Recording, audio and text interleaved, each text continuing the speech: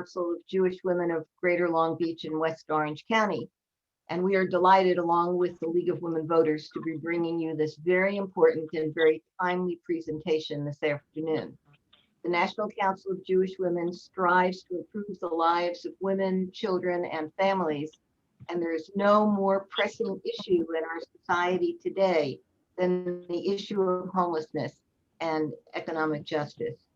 So we're very delighted that you've joined us this afternoon for this timely program. I want to thank you for being here with us, and for any of you who are interested or know of other people who've registered or who may not have been able to make it this afternoon, we are recording the program and you will be able to access it afterwards to share it. So thank you again for joining us. Hope to see you again in the future at some of our other programs. And I'd now like to turn it over to Jane. Thank you. Hi, my name is Jane Bemis, and I am the current president of the League of Women Voters in the Long Beach area. We too want to thank you for taking the time on this beautiful afternoon to take the time to come and listen to the speakers and hear about this very important topic. We at the League encourage informed and active participation in government, and we influence public policy through events such as this. And so again, thank you for joining us. We're proud to be an organization fully committed to diversity, equity, and inclusion in principle and practice. And we invite all of you to take a look at some information with regard to the League, and we would love to have you join us. Our events are posted on our Facebook page and our website regularly. So thank you very much. Thank you, Barbara. Thank you, Jane. We'll get started with our program. I am Charlene Wynn. I am the Director of Programs with the Long Beach League of Women Voters. And my partner in crime is Natalie Swit, a member of the League and also NCJW. And I'd like to recognize her for the efforts she put in to put this together. First of all, you'll notice attendees that you're muted, and that is on purpose. And for smoothness of our program today, all attendees will remain muted throughout the event. You may use the chat. We will hold a Q&A at the end of all presentations, and you may submit questions through the chat. We will have a moderator for the Q&A who will ask the questions of the panelists. In addition, as mentioned previously, we are recording this event and we will make it available through our online sites as well as through an email to the attendees. Attendees are requested not to record this event. Recording this event or portions of this event is not allowed without the express written permission of the NCJW and the League. Also in the chat, we have provided information in case you would like to make a donation to NCJW or the League. Our links are in the chat, and you may go to our websites to make such a donation. We thank you so much for your attendance. I would like to begin by introducing our panel of experts.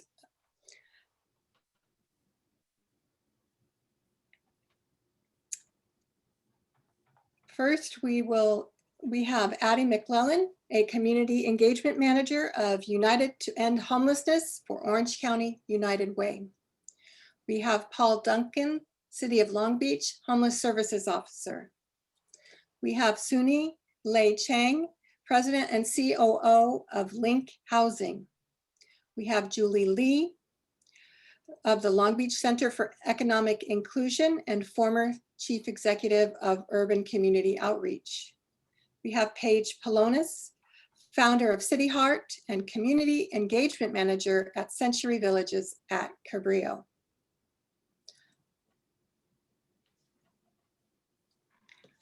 Our first speaker today will be Addie McClellan. Addie is the Community Engagement Manager of United to End Homelessness for Orange County United Way.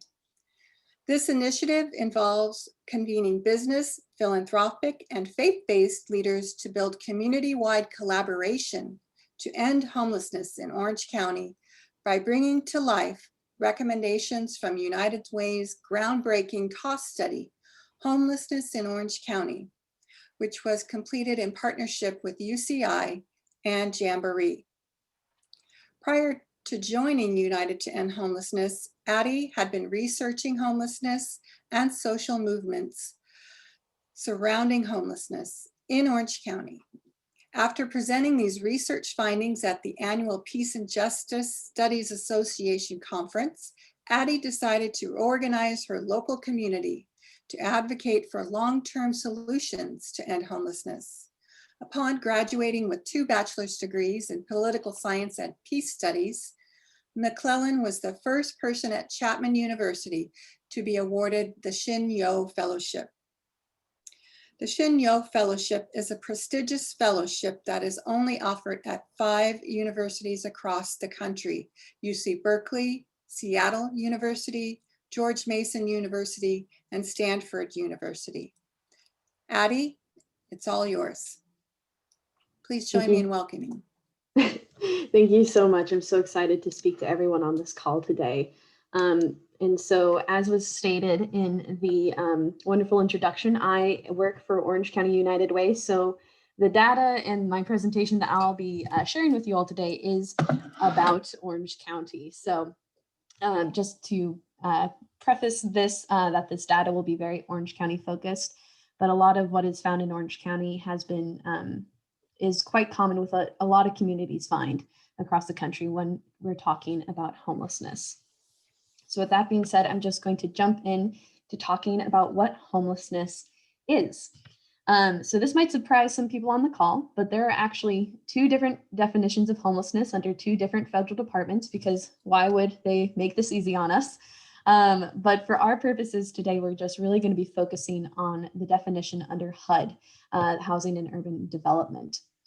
So this definition of homelessness is, we like to think about it as literal homelessness. So it refers to people who are sleeping in bus stations, parks, in their car. And it also refers to people in an emergency shelter or transitional housing program. And under this umbrella, there is a subset of this definition called chronic homelessness. And chronic homelessness refers to individuals who have a disabling condition and they've been homeless for a year or longer. So if you don't meet those conditions, you are considered to be non-chronically homeless. So now that we have a general definition of homelessness under one federal department, I will talk about what homelessness looks like on the national level. So this data is from 2019 because most communities count people experiencing homelessness every 2 years. So across the country, a huge effort of counts was in 2019. In 2021, this data we're still waiting on it because it just happened in January, and a lot of communities changed how they counted people due to the pandemic. So when we look at national data in 2019, we saw over 500,000 people were experiencing homelessness in our nation. And when we look at our state, we see that there are over 151,000 people experiencing homelessness in California alone. When we're talking about homelessness and when we're talking about these federal conversations around homelessness, there are some different philosophies around addressing this issue. One philosophy that you might be the most familiar with is this staircase that you see right here. And the idea behind this staircase is that someone has to work their way up through the entire staircase before they're able to graduate from their homelessness and get into a home of their own. This is typically called the treatment model, and it really came out from people in communities that were responding to the needs they were seeing once we first saw sort of a lot of people being returned to the local communities. So no one really sat down and planned out that this is what it will look like. It just came out of these community responses. But then it was actually under the second Bush administration that we saw this new model being put forward called the Housing First model. And the Housing First model is where you bypass that staircase and you try to end someone's homelessness as quickly as possible by getting them into a permanent home with wraparound supportive services that help them stay in that home. So it is not just dropping someone into a home and walking away and saying, good luck. That is not what Housing First is, but it's trying to make sure that someone's issue of homelessness is solved immediately and effectively, and then they have those supportive services they need to be stable and successful in that home. And that can look different for different people. So that might be getting someone to regular doctor's appointments for one person, and that might be getting that person connected to volunteer work or job training programs for another person. So this is considered a national best practice, and research across the country has shown it reduces hospital stays and visits, reduces people's interaction with law enforcement, and it reduces the amount of time that people spend on our streets, which has been shown to save communities across the country quite a bit of money. So I'll get into Orange County data later on here. So now just talking about what homelessness looks like in Orange County. So once again, this is 2019 data. And we saw that there are 6,860 people that were counted in 2019 as experiencing homelessness. And when we look at these different subpopulations that were counted, we see that there were 677 seniors, the majority of which were experiencing unsheltered homelessness, 311 veterans who were also, for the most part, experiencing unsheltered homelessness, and 466 families. And the majority of these families were in our shelter system, which was really, really important that we had this group in those programs. When we look at who's becoming homeless in Orange County, see that for the most part, it is people who lived in Orange County. So 73% of people had their last permanent address in Orange County.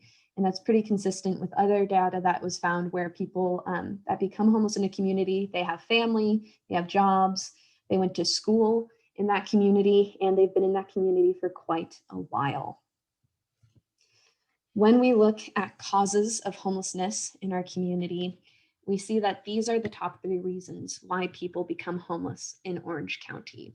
The first is finding a job that pays a sustainable wage. The second is finding or retaining housing that is affordable to them. And the third is family issues. And so when we're talking about family issues, we are talking about divorce, death in the family, a domestic violence situation, things of that nature. So that's not to say that these other issues that you hear about in the news are not part of the conversation. They are, but they are not the vast majority of why people fall into homelessness in Orange County. And with that being said, I'm going to jump right into talking about costs of homelessness in Orange County. So this is from the UCI cost study, which was done, I believe, 2017 and they were trying to figure out how much Orange County spent in 1 year on homelessness. And they found that Orange County as a whole spent $299 million addressing homelessness between 2014 and 2015. So that is how much our community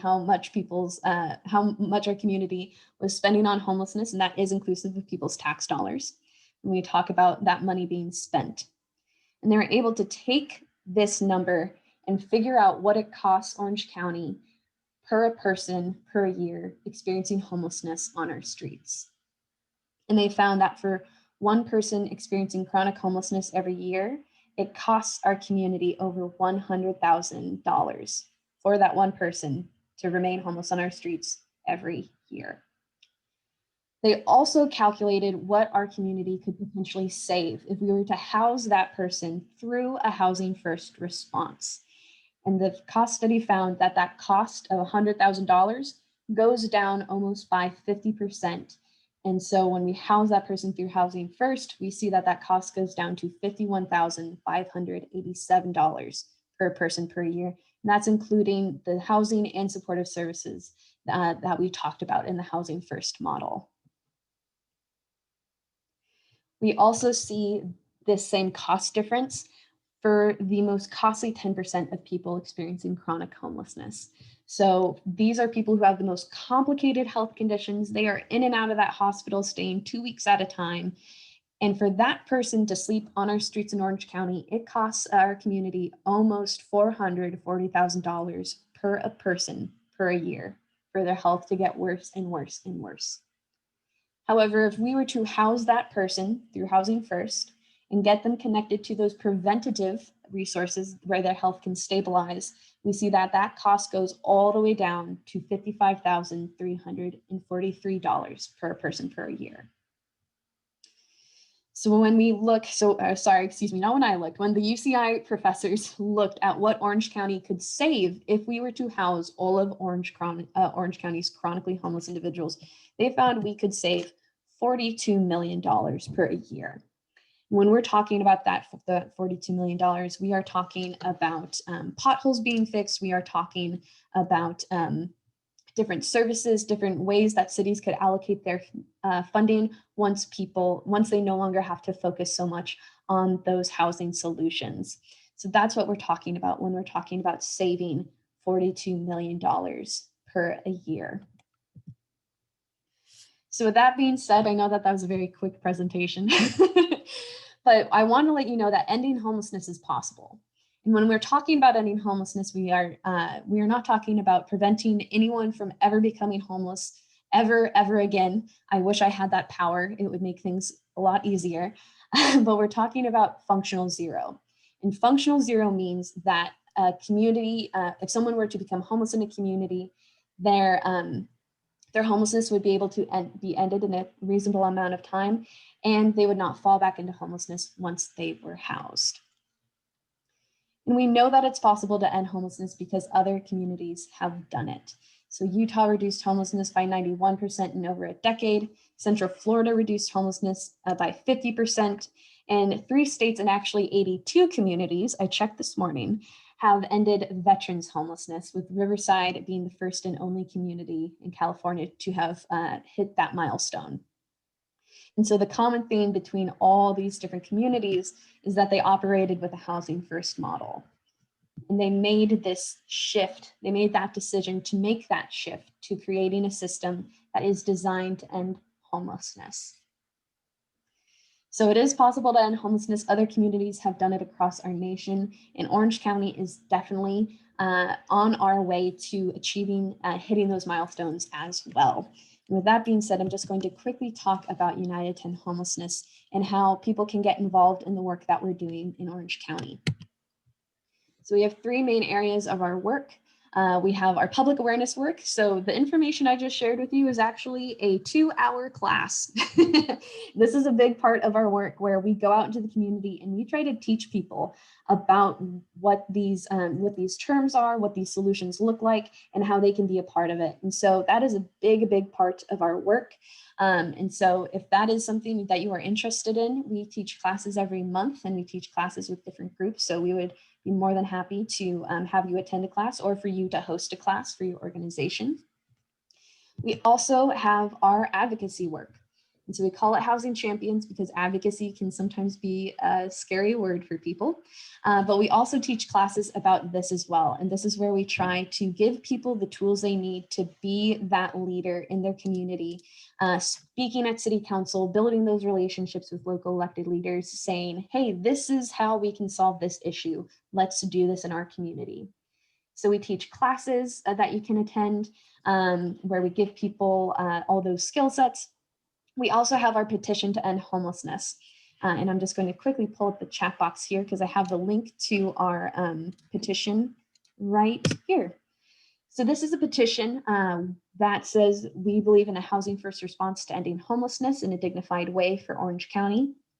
And for everyone who signs that, that is one more person that we can count as showing the support that these solutions have on the ground. So we can take this petition to different city council members in Orange County and say, hey, these are 10,000 people who believe in these solutions.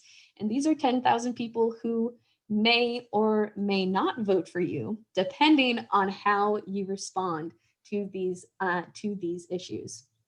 So it's a really great tool to help show that support and really help us talk to local elected leaders about these issues. So I encourage you to sign it. If you're part of Orange County, you can sign it as well if you're not, but we just ask you to put your city in there so that we know, we know who these petition signatures are coming from. And we encourage that your friends and family sign it as well. We want as many people as possible signing this petition and showing their support. You can also, there's a text to sign number that you can also use, but that link will send you to the same place. So don't worry if you don't want to text that. We also have our Welcome Home OC work. So this is where we're trying to help house people that have a housing voucher that's about to expire. We're trying to help house them in a vacant unit that a local property owner has. So we work with housing authorities, service providers, clients, and property owners. One of those two groups being CAA and AAOC. And we work with all those different groups to help end people's homelessness today, tomorrow, and moving forward, just trying to get people housed as quickly as possible in Orange County. And we have people make welcome home baskets for people staying who are housed through this program. So that's another great volunteer opportunity to get involved in our work. And we also have this map on our website that connects people to different service provider partners in their area. So we are not alone in this work. We have a network of local organizations that do the boots on the ground work every day. We want to connect people to them. So we have a page on our website that can help people find different ways to get connected to nonprofits that are near them doing this work. With that being said, I'm just going to stop us here. A great way to stay up to date on what we're doing is following us online, going to our website. We have different smaller educational opportunities where we talk with different local elected leaders, local experts about these niche topics surrounding homelessness. And those are on our Facebook page. So I encourage you to look us up on social media as well. And with that being said, I will stop sharing my screen. I think I hit my time, and I will hand the mic back over. Thank you, Addie. I appreciate your presentation very much. We'll next hear from Paul Duncan. Paul has worked to address housing needs of persons experiencing homelessness for 12 years. He started his career in Long Beach working for MHA LA as a personal services coordinator at The Village. He then started a program at MHA LA serving veterans experiencing homelessness. In his work with veterans, he worked to incorporate them into the large system of care for Los Angeles. He then worked at the Los Angeles Homeless Services Authority, helping to further the Los Angeles Coordinated Entry System and to set program requirements as Measure H was implemented. He worked for the County of Orange as the Continuum of Care Manager, and Paul now works for the City of Long Beach as the Homeless Services Officer, and looks forward to further developing and implementing a healing system for the people that Long Beach serves. Additionally, Paul is an adjunct professor for the School of Social Work at Cal State Long Beach, where he developed and teaches a course on homeless services and prevention. Paul. Good afternoon, everyone. Glad to be here. Give me 1 second. I'm gonna start sharing my screen. All right. So picking up where Addie left off, the HUD just released on Friday their results of the 2020 homeless count that some communities do. Obviously, not all communities do a count in 2020. But those that did, they found that there was a 2% increase in homelessness. So this is the 4th year where there has been an increase in homelessness in the US. Looking at Long Beach, we did do a 2020 count. We did not do one for this year. So we're hoping that we'll be able to resume next year once the pandemic is no longer such an issue where it creates public health concerns in going out and doing the count. But looking at last year and looking at some of our trends, we saw an estimate of 2,034 people experiencing homelessness on one night during January. So point in time count is a snapshot of people that we're able to reach and survey during this time. It's not a perfect count of everyone experiencing homelessness, but it's our best estimate. So as we look at some of our count, the large majority, as is the case throughout California, are people that are experiencing unsheltered homelessness. Unsheltered homelessness tends to be much more prevalent for single individuals. And then as we look at some of who's experiencing homelessness, it's about 50-50 of people that this is the first time that they're experiencing homelessness in their lifetime. However, half the people, this is the second, third, fourth, fifth time that they're experiencing homelessness. So many people do experience episodic homelessness where they're on and off homeless. As we also look at who's some of the more of the demographics, about a quarter of the people are chronically homeless, meaning they've been homeless for a year or more with a disability. And then looking at our veterans, we have been making strong progress within Long Beach. There were 175 veterans that we identified during the 2020 point in time count, about half of them sheltered, half unsheltered. So we are making strong progress towards getting towards ending veteran homelessness here in Long Beach. And then throughout the country, it's no different in Long Beach. We do see some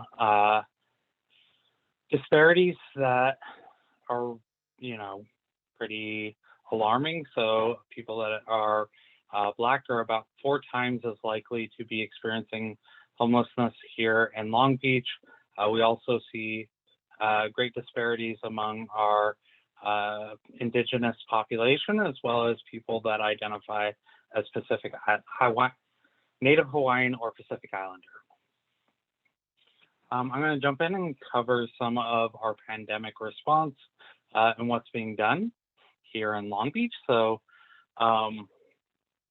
really, as overall, one thing that I think, if you can name a positive out of COVID, which seems hard, but really it has highlighted homelessness as a public health issue and a public health crisis.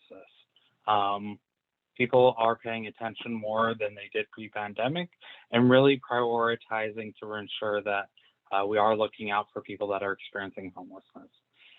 Initially, when the pandemic first hit, Long Beach quickly identified 2 additional congregate shelters. So we opened up the Silverado and Martin Luther King parks and added additional beds so that people can get off the street, realizing that in the pandemic, congregate shelters can be quite challenging. We quickly shifted and executed a lease in April with the Holiday Inn on Anaheim and Atlantic, and that provided 132 rooms of non-congregate shelter for people with underlying health conditions, really to get people that, if they were to contract COVID-19, would have serious health issues and potentially lead to death. So I think, not only did Long Beach do this, but communities throughout Southern California largely leaned in and executed lease agreements, which I think is why through much of the pandemic, we've seen relatively low numbers among people experiencing homelessness, much lower than you would think, knowing that many times people are living in congregate settings, as well as don't have places to isolate and practice safer at home guidelines themselves. So this was a step that Long Beach took and is still taking, and we'll cover that in a little bit. Additionally, we reconfigured many of the shelters that are here in Long Beach. So that meant following CDC guidelines, getting to 6 feet in between beds. So the challenges that did reduce some of our bed capacity. However, it created safer conditions within our shelters. And we implemented a number of other protocols as well. So that means like winter shelter that would have normally been 125 beds was now 63 beds, but in a safer manner. Additionally, as we've seen reduced beds, we have been utilizing more motel vouchers. So as people are coming in, if they're not able to get into one of our shelter locations, we have been giving people a motel voucher until they are able to get into one of the shelter programs. And lastly, we have executed contracts to provide additional homeless prevention to ensure that people that have been impacted from the pandemic do not fall into homelessness, as well as more permanent housing resources through rapid rehousing to get people back into permanent housing, provide financial assistance, and additional case management until they're able to stabilize. So as we kind of began to move out of the pandemic, there were opportunities from the state level as they received their CARES Act funding. They identified a large portion of that, $850 million in total, to go towards the acquisition of motels or hotels to convert into additional non-congregate and eventually into permanent housing solutions. So Los Angeles County was very aggressive on this. As you can see, there are many locations. And then Long Beach specifically, the city of Long Beach purchased one site, and the county purchased 2 other sites within Long Beach. So the city site used to be the Best Western on Long Beach and PCH. We purchased this building for $21 million, and it has 102 rooms. We opened on Thursday, where we provided our first people non-congregate setting, so they'll be able to stay there until they're able to find a permanent housing solution. And again, much like Project Parinki, this is aimed at people with underlying health conditions or over the age of 65. Additionally, before we transitioned to this, we were utilizing the site for isolation and quarantine through the surge to support the county's efforts. Now that the numbers have gone down, we are using the county sites again. So if somebody were to become symptomatic or were to test positive for COVID, we quickly mobilized. We'd get them to our site where they could isolate until they pass their infectious period. We provide them food and everything that they need to remain in place. So this was another key strategy in really limiting the outbreaks that we've had within our shelters and people that are living in encampments. So some of the additional programming that we're going to be doing with the additional relief act that was just passed. So City Council voted to utilize $12 million of the funding coming in to support the following. So we will be purchasing 50 modular shelter units that will be erected in various locations of Long Beach.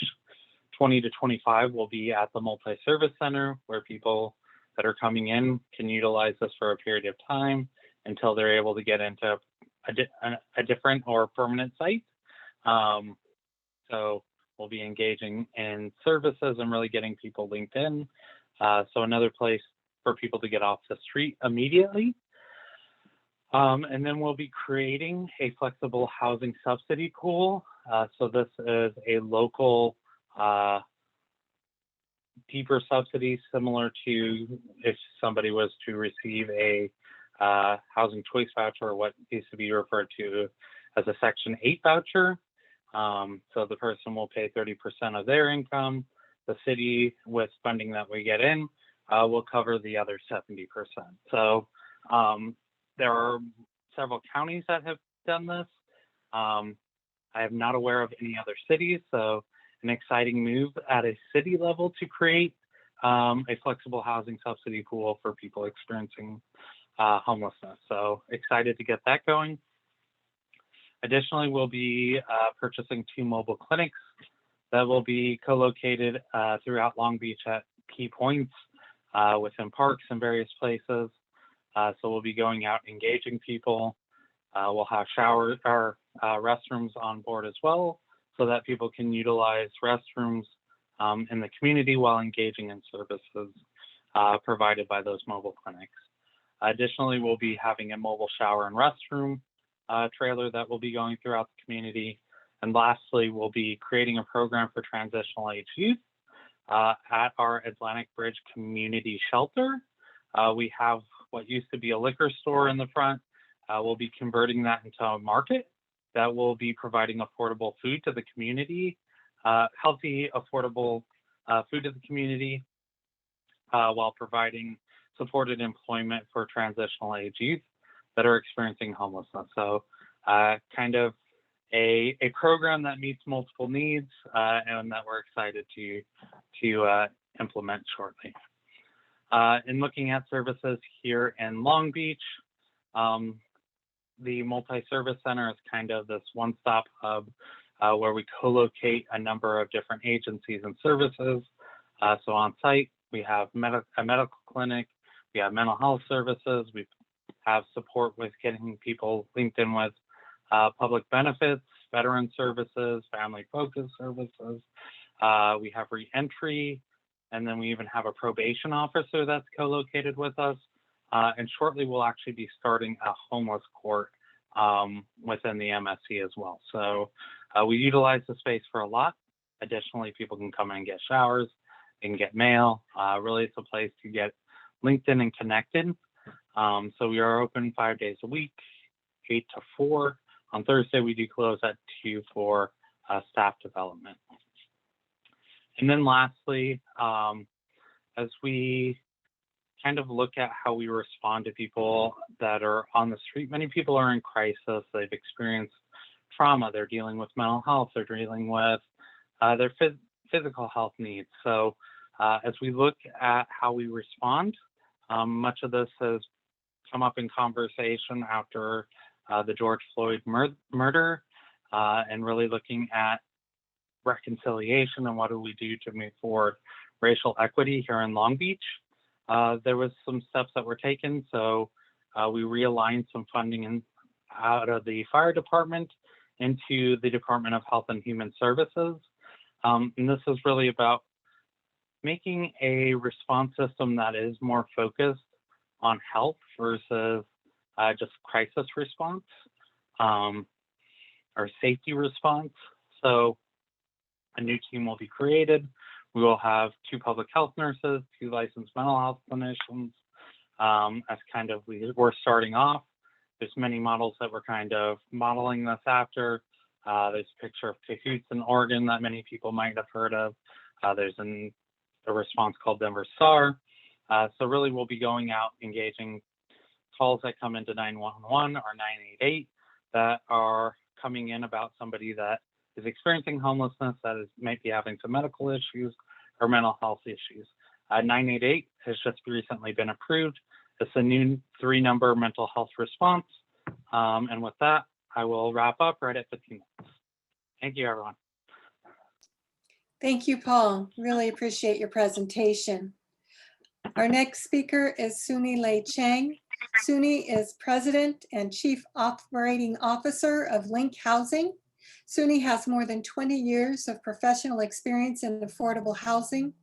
And as President and COO, Suni leads key initiatives for the organization, including strategic planning, community partnerships, finance, real estate development, fundraising, and overall operations. Prior to joining Link in 2007, Suni served as Director of Development for New Economics for Women, also as a management consultant with the Boston Consulting Company, consulting for Fortune 100 companies. And she also served at the United States embassies in Uruguay and Cambodia.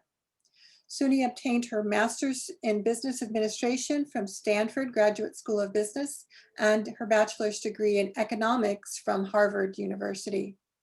Suni also serves on a variety of community nonprofit boards. Please welcome Suni Lei Chang.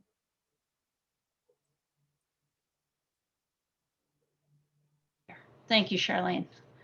Well, it's a pleasure to be here to be able to speak with all of you, and I'm Give me a sec here.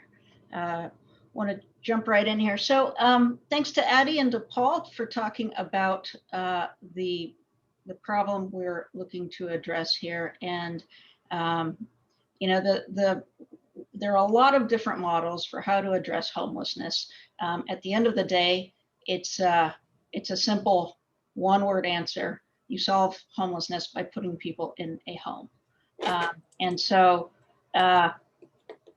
in addition to that, there are supportive services that we bring to these types of homes and projects. And so what I'd like to do is give you a couple of things. First is to show you what permanent supportive housing looks like and what affordable housing looks like. Second is to describe who lives there, show you who lives there. Third, what's the need? And fourth, how is it built and financed? So I work for Link Housing. We're a nonprofit affordable housing developer based here in Long Beach, but we operate throughout the state of California. On the screen, you see two projects that we have here in Long Beach. There's the Palace Hotel, which is at Anaheim and Ohio. That has 14 apartments for transitional aged youth who are homeless. This was an old dilapidated city-run or city-owned motel that was abandoned, and we turned it into 14 apartments. And then in the bottom right corner, you see the Spark at Midtown, which is just leasing up right now. It's at 19th Street and Long Beach Boulevard. And I'm going to show you a couple of more pictures about it, but this is just an overview, very high level of what our projects look like. Another example of one of our projects, this is Mosaic Gardens at Westlake. This is both this project and the other project were half affordable housing and half permanent supportive housing. This has two buildings. There's a senior tower and a family tower, and it serves as well as the homeless, the chronically homeless. Part of the reason why I put these projects up is to demonstrate to you, you know, people have a certain idea of what homeless housing looks like. And as you can see, what I say when I go out and talk to community groups is, I do think that these are projects that you'd be happy to see show up in your neighborhood. They're beautiful, they revitalize a neighborhood. This used to be a blighted lot for those of you who remember before it went up. And this is the Spark at Midtown street view, and then this is the courtyard. You'll see here, this is what it looks like inside. Beautiful apartments, well designed, 47 units for low income families, 47 for the formerly homeless, because when we talk about these projects, again, once you take a homeless person and you put them in a home, they're not homeless anymore.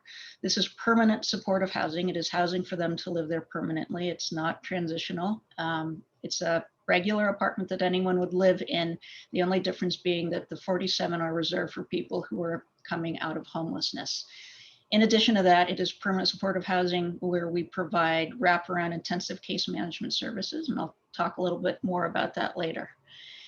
You can see also there's community amenities, there's outdoor play areas, and then on the ground floor here, we actually have several retail uses, a YMCA, a St. Mary's clinic, a cafe, and a little park. The people who live in our buildings, we can have families or seniors. This is affordable housing, so up to $90,000 per year, but typically closer to $67,000 or below. Seniors as high as $63,000, but can go as low as go lower. Homeless individuals, veterans, transition age youth, developmentally disabled. And people ask often, so for a family of 4 earning that income, who are we talking about? This is who we're talking about. We're talking about the people who make the city operate. They make your neighborhoods work. They're the people who are there when you drop off your kids. They're the people who are there when you go shopping, when you go to a restaurant. So this is really, when we talk about it, housing that serves the people who live in the community. We know rents continue to rise. This is dated information, so you'll see an even bigger spike here.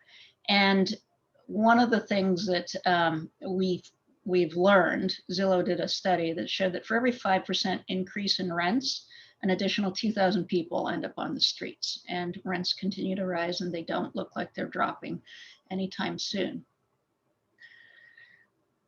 It's also important to look at relative rents. So if you look at, there's this concept of cost burdened, which is that, and a household should be spending only 30% of their income on rent. If they're spending more than that, they are cost burdened. If they are spending more than 50% of their income on rent, it means they are severely burdened. So if you look here, over half the people in Long Beach spend more than a third of their income on rent. Compare that to San Francisco. We talk about how unaffordable San Francisco is. Well, in San Francisco, people make more money. So as a percentage of their income, Long Beach is less affordable than San Francisco.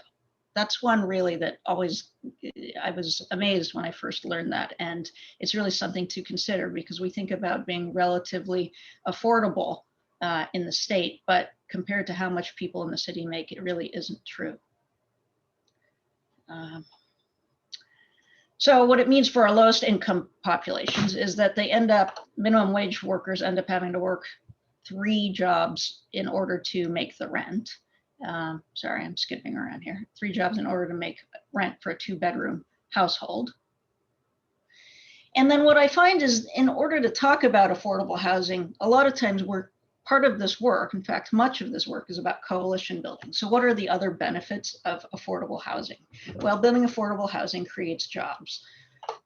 It also can revitalize a neighborhood. This is a map of San Diego. Those of you who've been to the Gas Lamp, very modern, vibrant place. Everyone wants to live there, everyone wants to shop and go there. Well, in the 80s, it was blighted, dilapidated. There were a bunch of pawn shops and other suspect places that were there.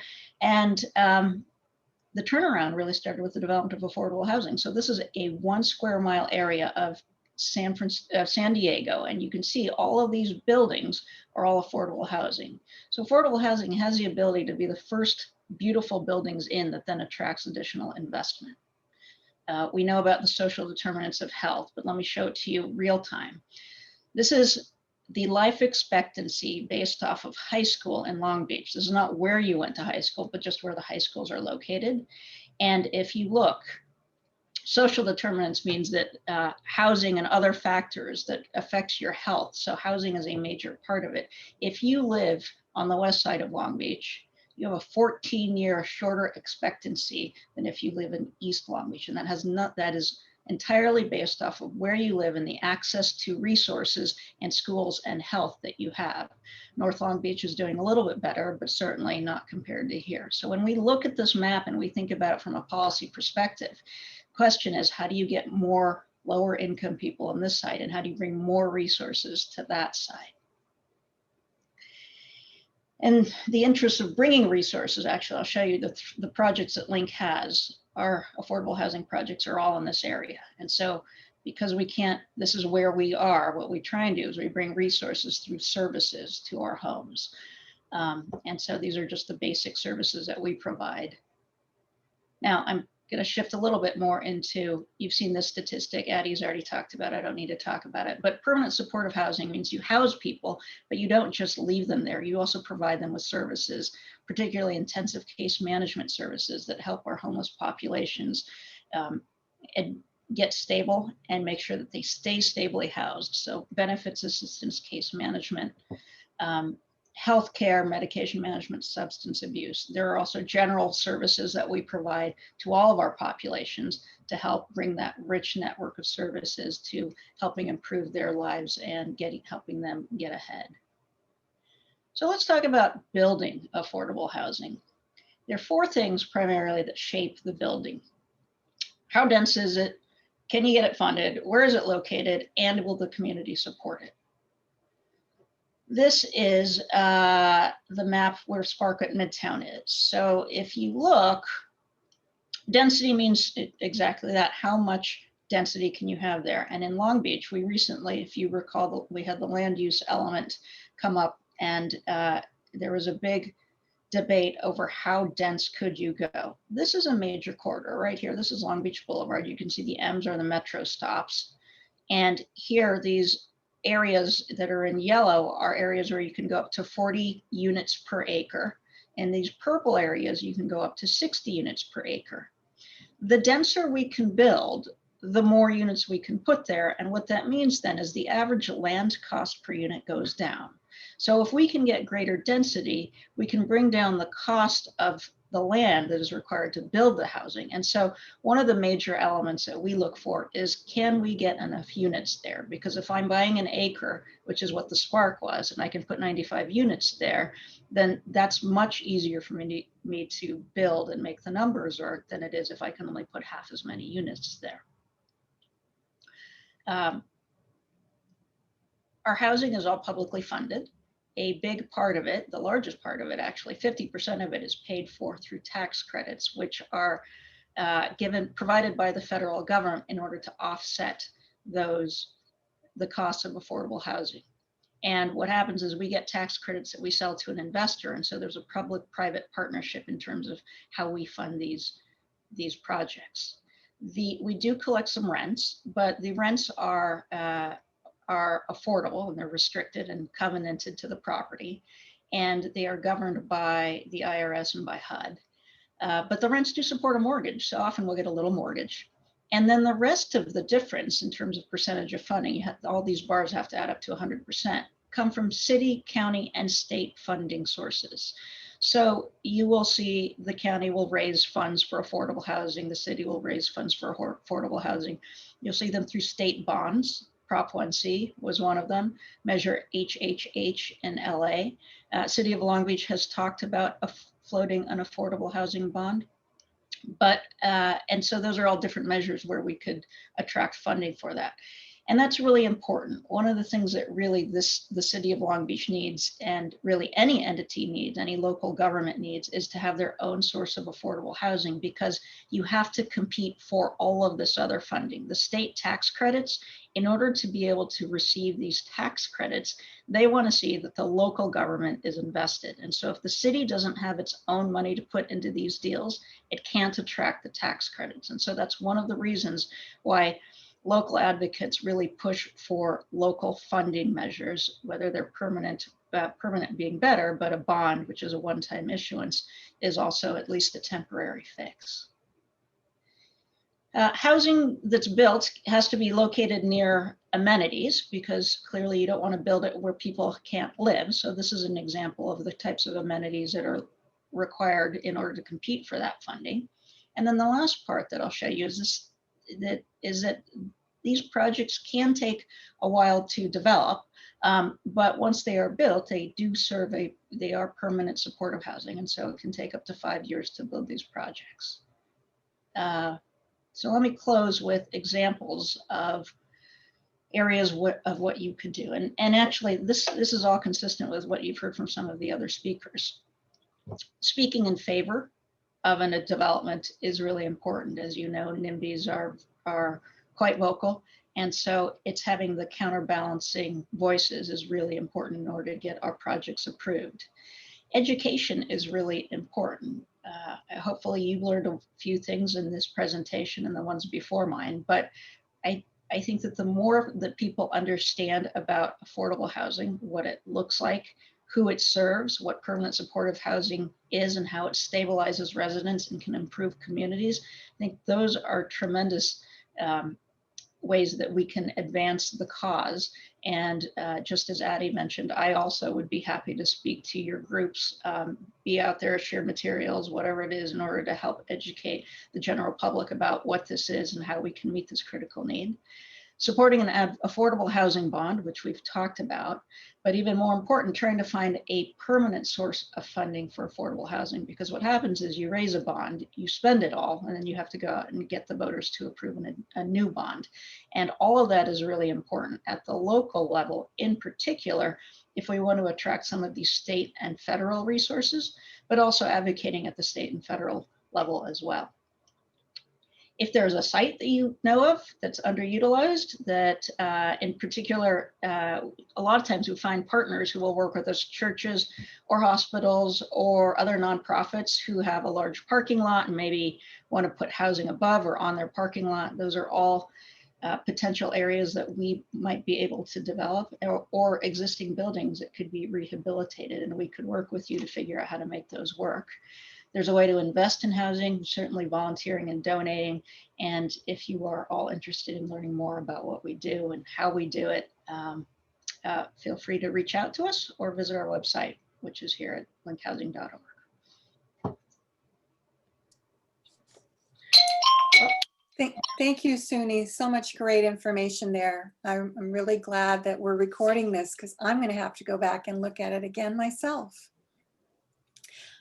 Thank you. I'd like to introduce now our next speaker is Julie Lee. If I can get my computer to come up.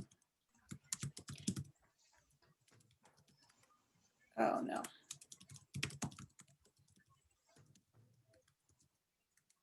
There we go. Okay. Originally from Jakarta, Indonesia, Julie Lee has lived in Long Beach for over 35 years and received her master's degree in civil engineering from Cal State Long Beach. She has been active in the community and previously served on the boards of Leadership Long Beach, Local United Way, Urban Community Outreach, and several local community progressive political groups. As well as she is a member of the American Society of Civil Engineers, and she was the executive director of Urban Community Outreach from 2018 to 2020. Since October 2020, Julie has worked for the Long Beach Center for Economic Inclusion, a new community development corporation that aims to increase the financial standing of underserved communities in Long Beach. She currently serves as an at-large member of the city's Homeless Services Advisory Committee and is a board member for Days Long Beach. And she's active in volunteering at St. Luke's Outreach and Shower Program. Julie is clearly passionate about helping secure basic needs in our community. Welcome.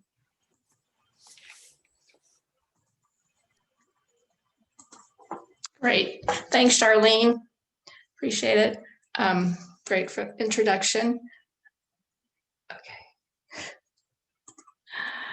I'm going to give you my perspective on Homelessness 411. Thank you all for joining us this afternoon. My perspective is from on the ground with three nonprofits that work in various capacities to help on the issue of homelessness. Charlene gave a little bit of my background. I do remember when I came over to this country when I was 7.5, we were poor, we didn't speak English. None of us spoke English and we didn't know anybody here.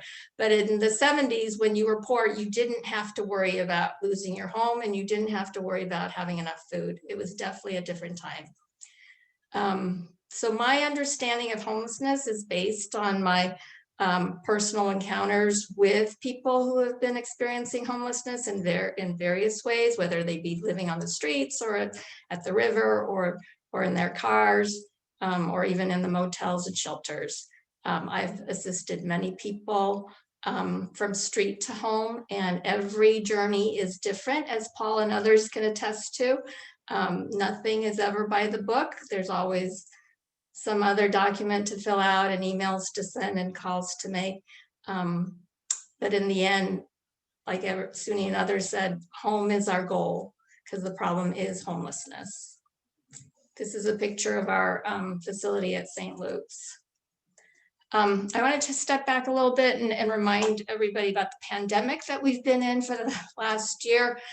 We've all had our lives turned upside down and sideways, but the homeless have been especially hit hard by the pandemic because when the libraries and other government buildings and coffee shops closed, the homeless lost access to places to sit, restrooms, the internet and computers, even drinking fountains and phone charging outlets.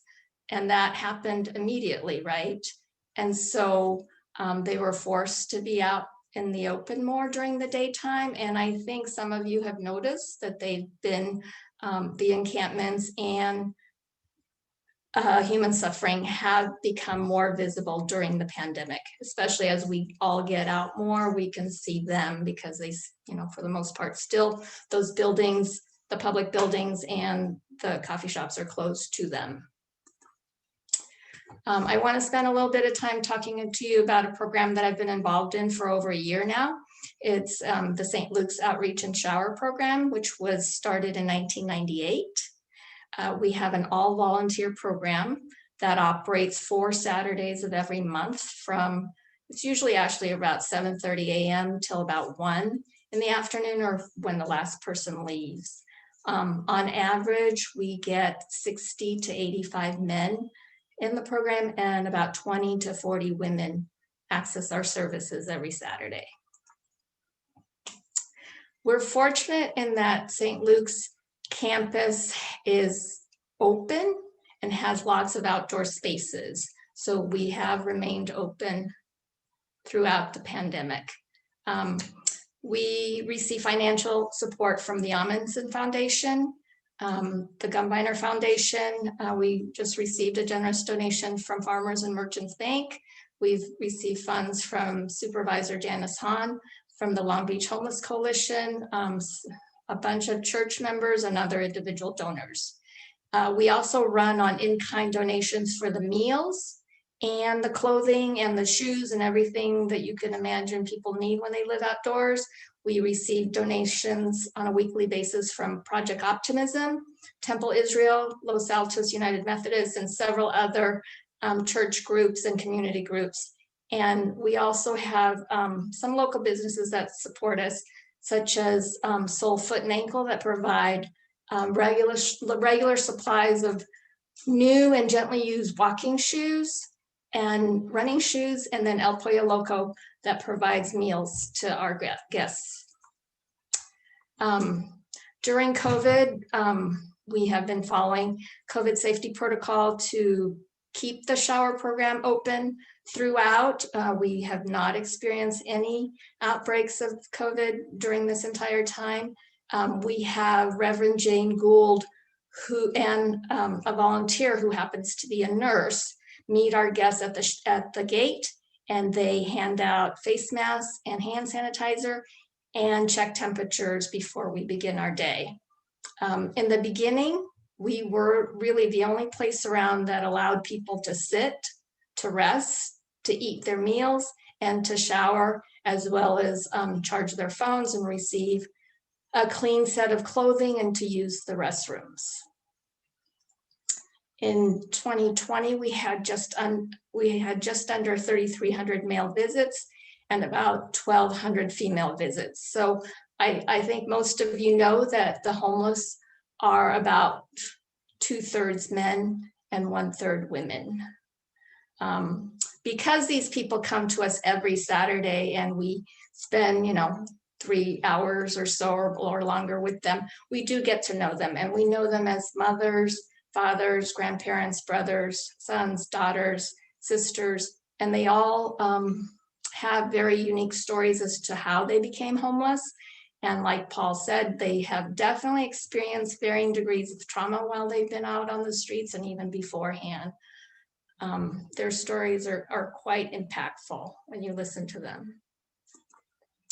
I want to pause a little bit and bring your attention to the top 2 pictures here. For the first 6 months of the pandemic, my Saturday mornings felt like Groundhog Day. Every morning I would show up into the men's closet. I was assigned to the men's closet every Saturday morning. And our fearless leader, Jane Mutke, and her volunteers would come on Thursdays and fill up the men's closet. And this is what would welcome me on Saturday morning. And it would be all full. And then after a while, it would become the picture next to it, and it would empty. And so that every Saturday, that was my life. And there's some ironic humor to all that. And then the bottom picture is our men's and women's shoe closets. So in talking to hundreds of people in various states of homelessness, I can say that I've not met anybody who I thought deserved to be homeless. I've met people who deserve immediate medical attention. I've met people who definitely needed substance recovery assistance. I've met people who crave education. I've met so many people who deserve jobs but don't know what they can do since they haven't had a job for so long. And I've certainly met people who I thought belonged in jail, but all in all, I've never met anybody who I thought belonged in the streets, and I've yet to come to see any human condition that could be improved by putting somebody out in the streets. So in listening to these people's stories, and as I said before, they're heartbreaking, But in the end, they all sort of said the same thing. And it was some version of, I didn't have any money for rent, to pay rent. And that's how they became homeless. I mean, the journey to that point was definitely different.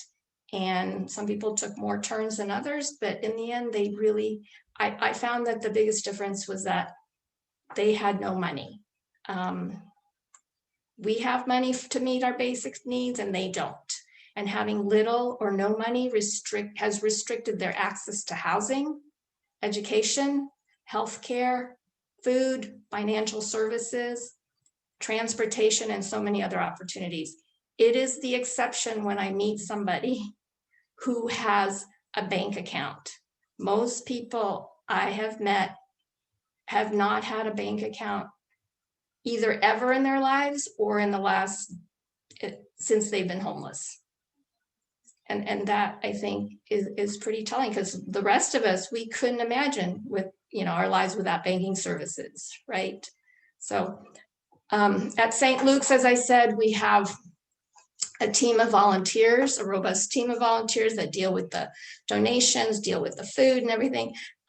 Our center and other centers like ours, we spend a lot of time and our resources addressing symptoms of homelessness by providing food, clothing, and other basic needs, which are all very necessary, and we will continue to do it as long as there's a demand.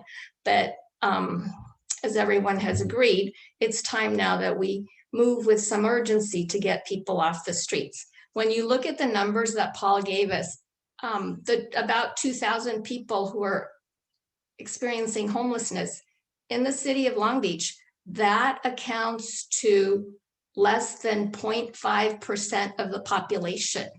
So all of us, the rest of us, the 99.5% of the population, have all these resources, and it's amazing that less than 0.5% of the population can have the impact that they have on the rest of us. All of us are touched in one way or another, bad or good or indifferent, by seeing homeless people and having them in our communities and at large. So I don't know, that's just a statistic that I'm always struck by just how small the number is and how impactful they are. So how can we move forward? I commend Paul and his team at the city for purchasing the Best Western, and the LA County for purchasing the Motel 6 on 7th and PCH and the Holiday Inn on Atlantic. They're going to be used for homeless housing, and that's great. But in reality, we have over 40 other motels that are being used as homeless housing. And I personally have paid motel owners $80 to $100 per night when needing immediate shelter for a family or a person. The way these motels are operated, they are required to charge a per night rate because they are designated as motels. And so their operating permit requires them to charge per night. So when you do the math, that comes to $2,500 a month for a motel room.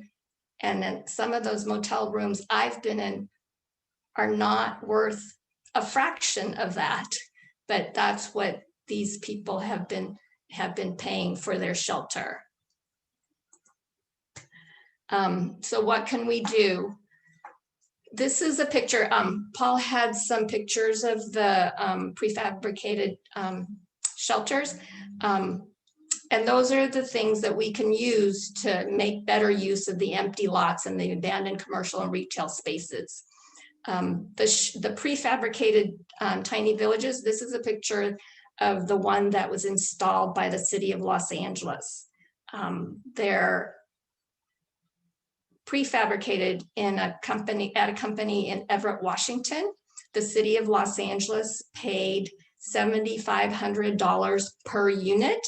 And this is the picture of the unit inside. It includes a bed or two beds, and it includes the shelving. It includes electrical outlets. It includes lighting, and it also includes air conditioning and heating. And the best thing, I think, is that it includes a door that locks.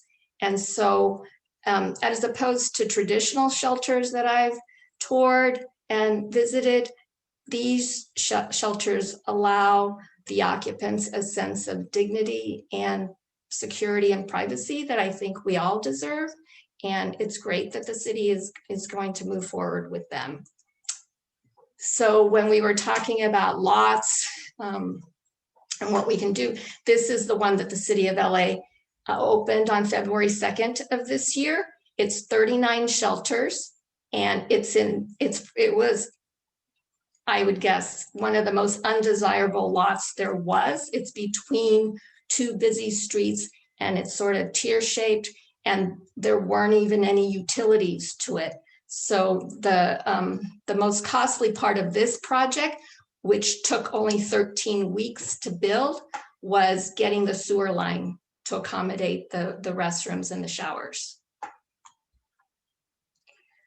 So as a way to move forward, what can we do? We can use all this ingenuity to create meaningful job training and life skill programs for people who secure temporary and permanent housing.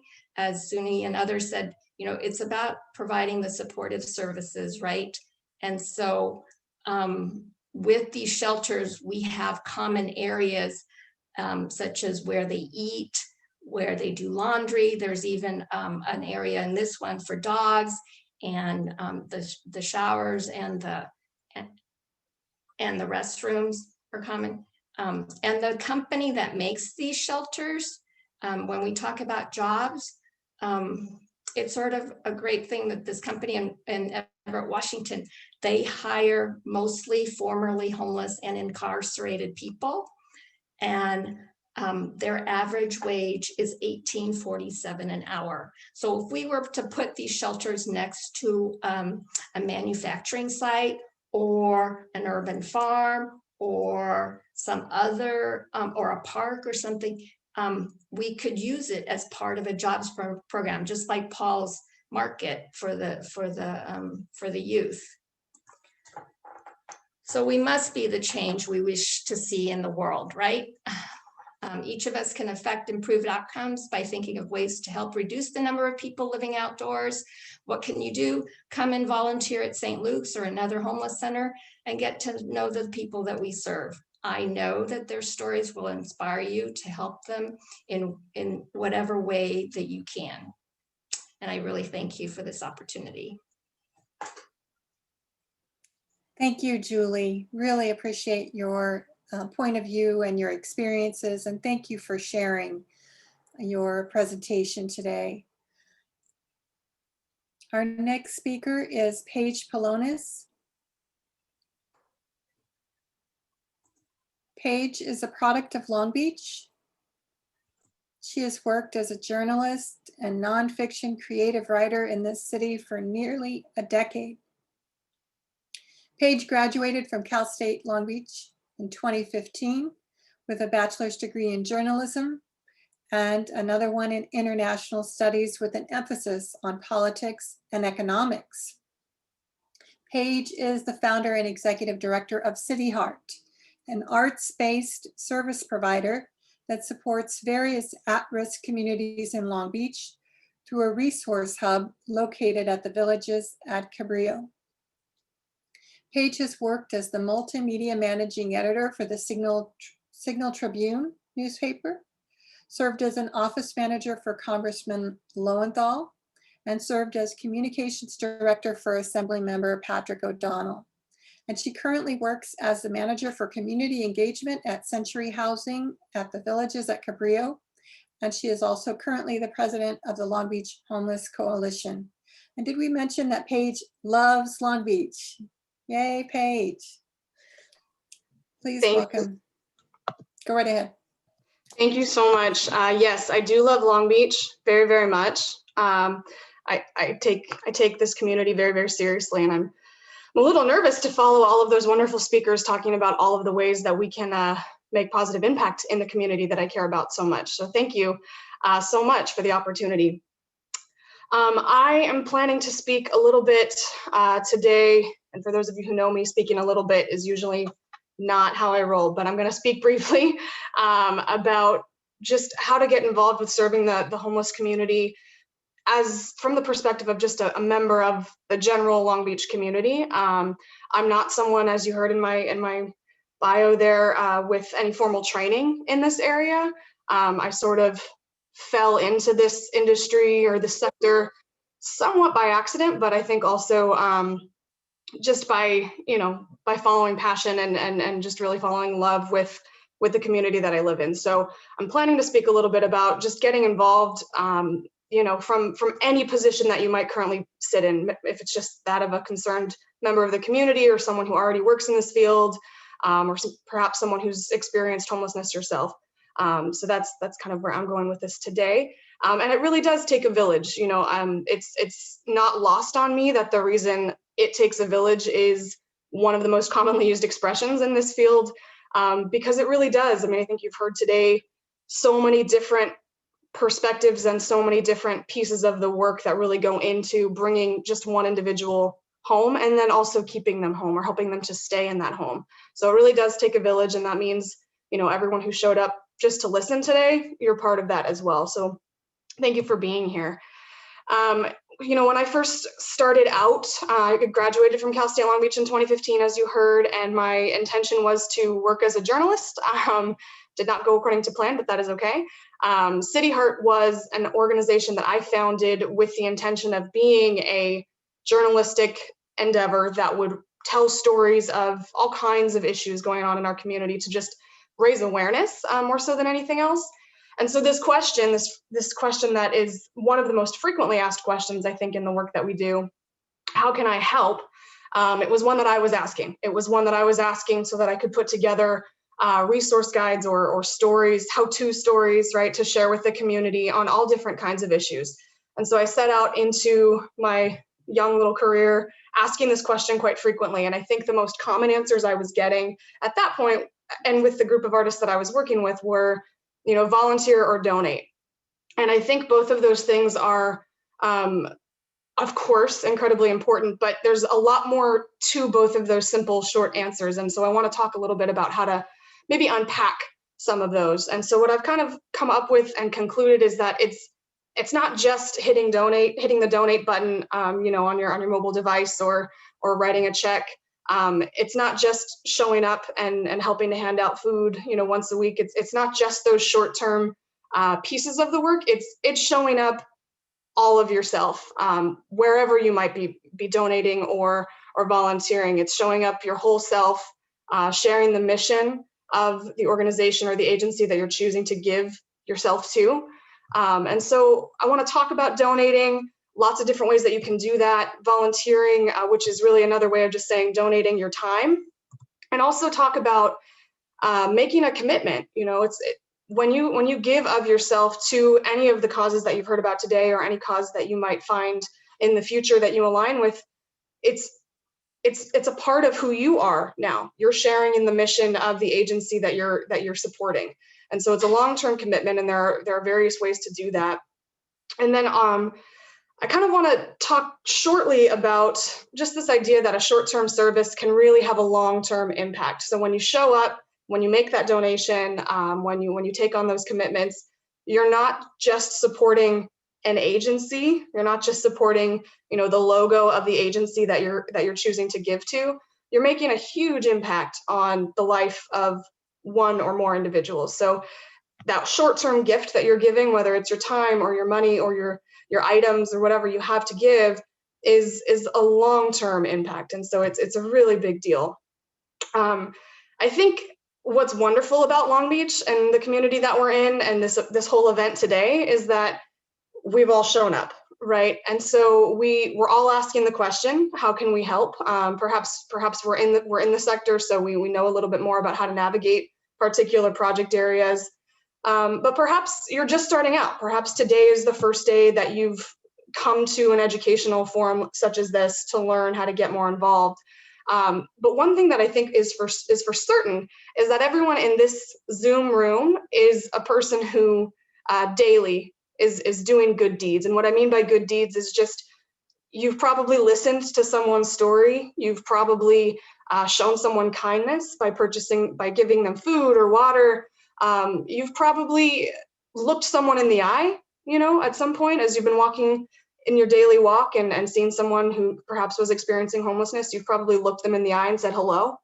And I think oftentimes it's just those pieces of offering a little bit of dignity, offering a little bit of human connection to folks in the community of people experiencing homelessness that really can start to shift the culture and shift the experience for that individual. I think it's really important as you go through those daily walks and you're listening and you're being kind, that you have information as well as whatever gift you're going to get to offer. So what I mean by that is, you know, oftentimes I'm asked, where do I tell someone to go if I meet someone who's experiencing homelessness, and I give them water or give them food, what else how can I help them? Where can I point them? What's the direction that I can kind of shift them in? And so it's a lot of knowledge to try to gain and to pack into your tool belt.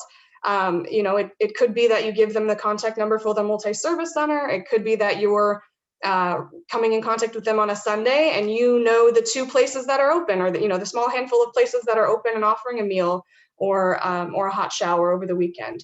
So learning the resources and staying up to date with what the changes are, especially in this pandemic, as things are changing all the time, is another way to just kind of be ready and prepared to do those good deeds that I know we're all already doing. And then finally, it's spreading the word. You know, it's not, I think oftentimes those of us who are in this part of the work and are in the daily walk kind of on the ground, as Julie was saying, it's hard to be posting about what you personally are doing or sharing on social media or letting your family and friends know about the good deeds that you've done. But sometimes letting folks know what you're doing is educating them on what they could be doing.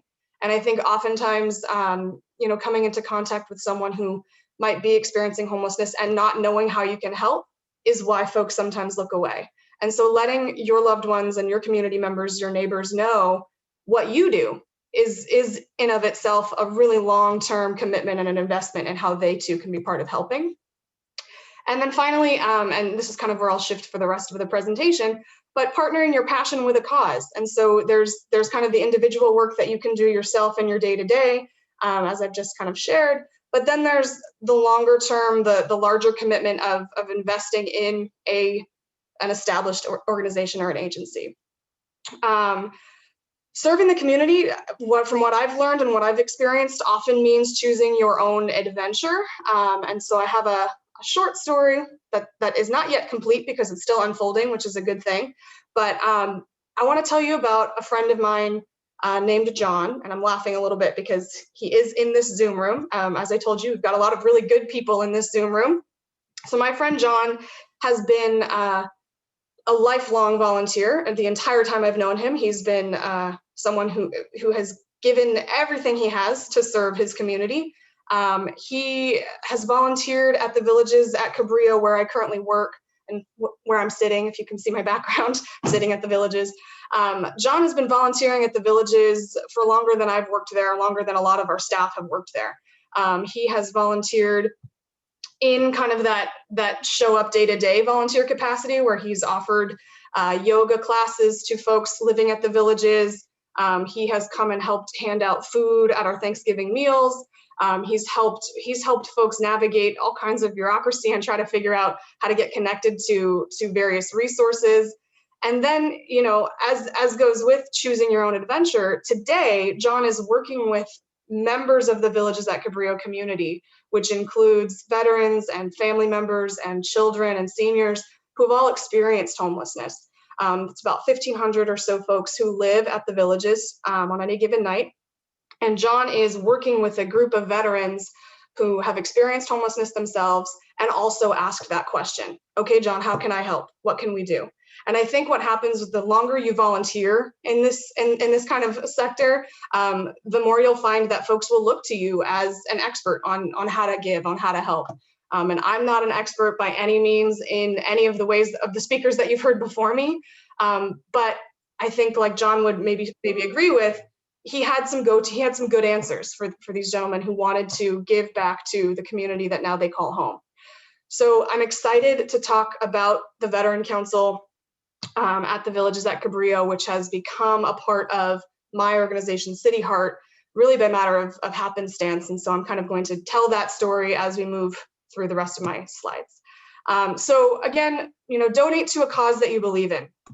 I think when it comes to donating, of course, you can donate your money, you can donate your goods, you can donate services, you can donate expertise and knowledge, but also it's donating time. And so, like I said, John has been giving of himself to the villages with everything he has, his expertise, his knowledge in yoga, all of his experience to the folks living at the villages. But he's also given his time. And so that's what's kind of built him into the community. It's allowed for him to connect more deeply with those that he's serving. And I think that's why when it came time for them to ask, how can I help? What can I do? He had some really, really specific answers for them. And he was able to kind of work alongside them and help them get to the place where they're at now. So of course, volunteering, as I've said, it takes a little bit of research. It takes some time. You wouldn't walk through the villages today and immediately know everything that there is to know about Century Villages at Cabrillo. We're a 27-acre community of all kinds of housing, permanent supportive. We have transitional, we have shelters. We also have a couple of just short-term programs, but doing the research and kind of learning about what the opportunities are is a great way to get started. And then taking the time to find the right fit. I don't think that I came to volunteer. I started as a volunteer at CVC myself. It took me some time to kind of figure out where I fit into the villages. And it was actually when I met John that I kind of began to figure out what that stepping would be for me. And City Heart kind of grew into the villages as a volunteer organization as well. And that kind of plays into what I'm saying about, don't be afraid to choose your own adventure. Sometimes you have an idea of what to add to an organization that perhaps that established organization hasn't had the capacity or perhaps the funding to do themselves. But as a volunteer, don't be afraid to pitch your own ideas and share that with them and offer the leadership on it. I think that that's something that with the Veteran Council in particular has been really, really overwhelmingly rewarding for the villages community. We've seen volunteers with lived experience coming to the table and saying, we have an idea and we're not asking you guys to do it for us. We want to do it. Just let us know how. And so it's been a really rewarding experience so far. And finally, I think with volunteering in the community, it's important to be patient. I think finding the right fit for you can take some time. Sometimes, you might show up and volunteer with City Heart one day and find out that, it's not quite what you were looking for. Maybe you were looking for more of a gardening experience with seniors who are living in supportive housing, or maybe you were looking to work more specifically with kids. And so, City Heart might not have been the right experience for you, but be patient and continue to give things a try. And also, be persistent. If you reach out to an organization that you think is one that is a good fit for you and maybe you don't hear back right away, keep trying. The thing that I can absolutely promise is that there isn't an organization that wants to turn you away. Every organization is overjoyed to find out that somebody wants to be a part of the work that they're doing. So just being patient, being persistent, continuing to not be afraid to choose your own adventure. And then when I was kind of talking about the longer term commitments, this is kind of where I go back to the Veteran Council. It started off as a small, I think maybe it was a small idea, and I think it has become this large part of the village's community. And it was a project idea that was pitched and then taken on by City Heart, and now they're running with it. And I think that could be your story if you're looking for a way to get involved. If you're looking for that longer term commitment, you could join a nonprofit board. You can participate in advocacy. There are plenty of events that are constantly being planned in the community. So stepping up and taking on larger chunks of the work is always a good way to show your longer term commitment as well. The more as you continue to learn about the various ways to get involved. And so in terms of where to get started, I think it's important to understand your why. Homelessness includes, as you've heard, just a myriad of more specific cause areas. And so I think it's important to do some personal reflection and figure out which of these causes is the one that you align with perhaps the closest. And lining up your mission with those agencies is a good way to get connected immediately and to figure out where is a good fit. Determining up front kind of what you're able to give. Is it a monthly gift that you want to start to offer? Is it a donation? Is it donating your time? Is it volunteering once a week or every day? Do you want to join Julie every Saturday in the closet kind of thing? Or is it items that perhaps, we're entering the spring, and are you spring cleaning, and do you have something that you can offer on a one-time kind of basis just to kind of get your feet wet? And then doing things like you're doing today, getting involved, learning about opportunities to connect, joining discussions like today, learning about all of the various things that are available in the community that already exist, and really just need your two hands, your showing up, your helpful heart, and your enthusiasm and your passion. I am hitting time, so I just want to share a couple of quick contact pieces of information for the 3 nonprofits that I am affiliated with. The Long Beach Homeless Coalition is available to you every month. If that's something that is of interest, we meet virtually at 9 a.m. On the first Wednesday of the month. It's a great place for networking, for education, to learn about more opportunities of other things that are going on in the community. And I would welcome and invite you to all of those general meetings. Century Villages at Cabrillo, as I've shared, is a 27-acre community in West Long Beach. It's one that has one-time volunteer opportunities if you want to come and just be involved in a one-time kind of event, or if you want to come and become a part of our community, so, as John has, like I've shared, and really build out your own volunteer experience. You'd be more than welcome to contact me for a tour. I'd love to show you around. And finally, City Heart, which is a much more flexible, sort of built on the mission of choosing your own adventure. So simply just contact me, and I'd be happy to share with you ways that we would be happy to have you get involved. With that, thank you so much for the opportunity to share a little bit about just getting involved from the perspective of someone who is not an expert in this field, but is just very happy to be a part of it. Thank you so much. Thank you, Paige. I really appreciate you sharing your story and all of these opportunities, as well as some really good advice on how we should get involved and how we can get involved. Thank you so much to all of our speakers. I've learned a lot today, and I really appreciate them coming to speak to us. We have quite a few questions, and we will have our moderator be sharing the questions with the presenters. Thank you, everyone. I too share Charlene in thanking you for being here. I think we've got some great questions from our audience. I'll start with Addie. We have a fair number of people here from Orange County. What is the County of Orange doing in terms of taking care of federal and state, taking advantage of obtaining federal and state funding? That is a very good question, and that's that question can be taken a lot of ways. So I think in terms of the pandemic, and I don't have exact numbers on this, but I believe in Orange County they are using Project Room Key. So we've done very similar things where hotel rooms have been used to make sure that people, like Paul was saying, that hotel rooms are utilized to keep people safe. People who are very vulnerable to this virus. So that's been happening. And then I believe that Orange County has also moved forward in trying to get in turning those Project Room Key sites into Project Home Key. And so utilizing those state resources that are trying to convert these emergency responses into these sort of long-term solutions for communities. So Orange County has also done that as well. So I would say that's a very big question. Orange County does receive money from HUD in terms of, since we do have a COC, we do utilize those funding streams, and they go to a bunch of different responses. So that can get very, very complicated, asking the question of what do we do specifically with those funds. But those are probably the two that are probably most in the public purview that we get a lot of questions about. Thank you, Addie. This question is for Paul and for Addie. I'll start with Paul first, and if you're able to give us some answers. What makes up the current cost of homelessness? Is it police efforts or healthcare? What costs go away when the homeless are housed? And I know that too can be a very long answer, but if you're able to provide us with a succinct response, and then we can also get more information from you to share with our audience.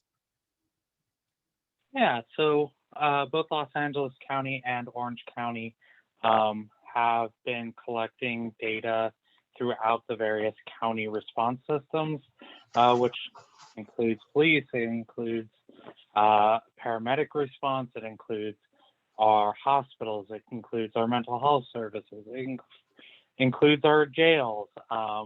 So as we look at the costs, you know, those all range. There are certain things that, you know, are moderately expensive, and then there are certain things that are extremely expensive. If you want to look at a study, CSH did one that's a little bit outdated, but they looked at multiple communities, and most of those communities had pretty similar cost structures. It's really people going in and out of the hospital and utilizing the hospital both for shelter and medical services. Those get extremely expensive, and as we can engage people into primary care while also getting them into housing, we find that people utilize those services a lot less, and they start to work on their health in ways that end up saving a lot of money for the community. Addie, could you provide some perspective from Orange County? Thank you.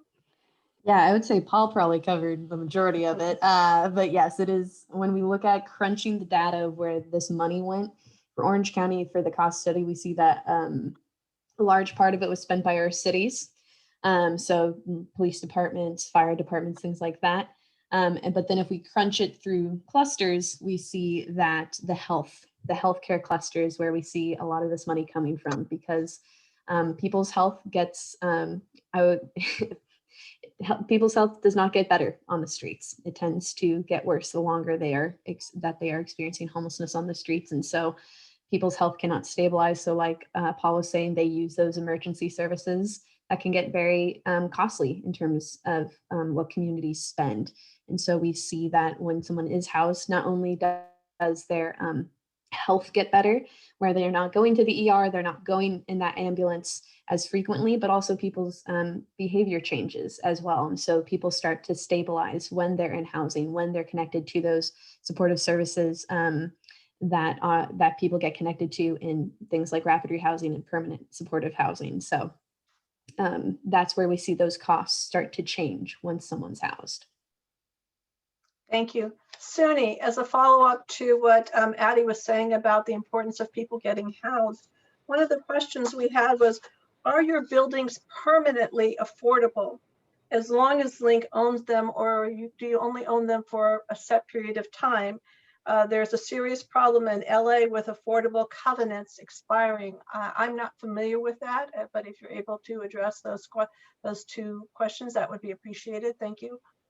Absolutely. Yes, our properties are covenanted for 55 years of affordability. The projects that are expiring in LA were probably in the first batch of affordable housing projects that were built with a tax credit. So that was in 1986, and they had 30-year covenants starting about then. So they would be expiring now. But what we are seeing now is 55-year covenants, so not permanently affordable, but what happens then is as projects come up, they do have the ability to be re-syndicated, which means that you can put additional covenants on them to extend them out.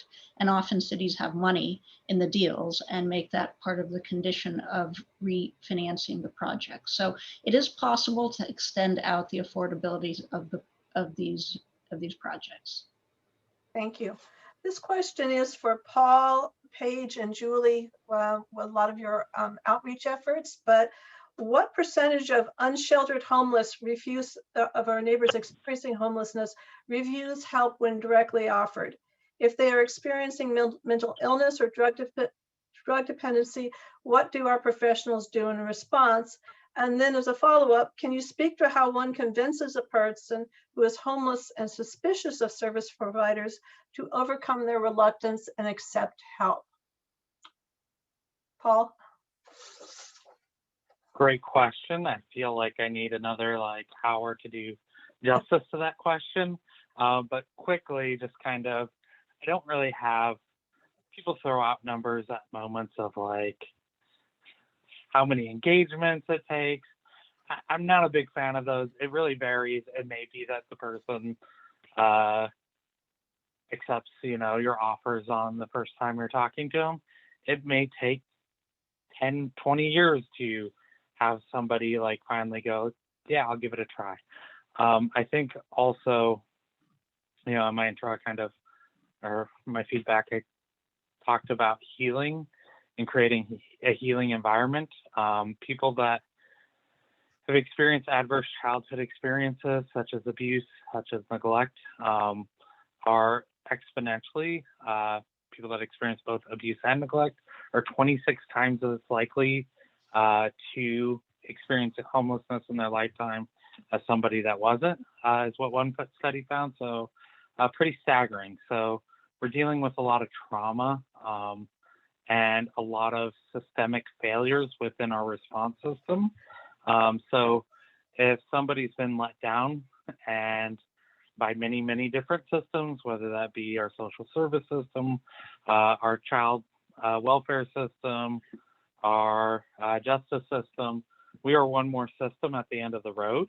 And what we do to engage people and try to acknowledge their trauma, try to create healing environments that recognize that person for who they are, and accept that person and start to work towards healing. I think that goes a long ways in getting people to come in and be willing to have a conversation about their mental health, be willing to have a conversation of their substance abuse. If we just go out and go, hey, you need to go to a shelter, people tend not to respond very well to that. And also, historically, our shelters have not been very trauma informed. And truthfully, they kind of sucked. If we're going to be honest, like, who wants to go into a space with 100 other individuals that also have substance abuse, mental health issues, or, a wide number of trauma? It's hard enough to have a roommate when you're both doing well. Try having 99 other roommates that are dealing with a, housing crisis. So how we set up our services, how we engage people does matter, and it makes it to where people are more willing to engage and have conversations and actually explore some behavior changes and be willing to come engage our services. Julie, would you be able to talk briefly about your experiences? Yeah, I agree with Paul that it definitely has to do with not setting up for another disappointment on their part, because their lives have been overfilled with disappointments. And so, but I have not, I think the problem is that, like Paul said, there's just limited resources. If we could offer housing first to most everybody, I think their answer would be yes and hell yes. So, but we don't have the resources to do that, right? So if what we're offering is a ticket to the winter shelter, there's not many takers on that, because of just the situation with COVID and their own personal preferences not to be in confined spaces with other people. So it just depends on what you're offering them. When I was able to offer a couple of nights motel stays, some people were very, very, very thrilled to have that, just to be able to take a shower and just rest for those 2 days. So it just depends on what you're offering them. Thank you, Julie. Paige, would you like to add a comment? Sure. I don't have much, more to add on top of what Paul and Julie have said, but I do know that this is a question or a set of questions that the Long Beach Homeless Coalition has been exploring for a couple of years now through our kind of slowly but steadily growing ally program. And so it's one that we'd invite anyone who's interested in joining us to kind of continue to ask these questions of how do we quickly build rapport with someone who does not know us, but has, a set of experiences that might make it a struggle for them to trust us off the bat. Trust is a difficult thing for everyone. And so if the question is, how do I quickly help someone trust me so that I can offer them something, that's a difficult and loaded question. So I'd invite anyone who's interested to continue exploring that to join us at the Homeless Coalition. Thank you, Paige. Paul, this is a question regarding the homeless encampments and the LA riverbed regarding the jurisdictional restrictions beyond the city's control. The LA River right of way is within the operations and maintenance jurisdiction of LA County Public Works, the Flood Control District, and the U.S. Army Corps of Engineers. What are those entities doing to address homelessness in the areas they are supposed to manage? And how does the city work with the county and the Army Corps of Engineers? I know, again, that would be a lengthy answer, but if you're able to talk about encampments and the relationship with the other jurisdictions with whom you have to work, that would be appreciated. Yeah, so this is a complicated and complex situation. So there's actually a number of things that come into factors around this, and they're factors that relate to any public space when it comes to homelessness and encampments. So I encourage people to look into Martin versus Boise, which is kind of what has set the precedent for addressing homelessness in public spaces. And basically what Martin versus Boise found is that if you don't have enough shelter for everyone, people have to have the right to live. They can't float in the air and all of a sudden, you know, so if we have public spaces, they have to be able to live within those. So how that ends up playing out in various locations differs. So cities and jurisdictions can put various ordinances on what their public space cleanups look like, what their allowance for the number of possessions in certain areas looks like.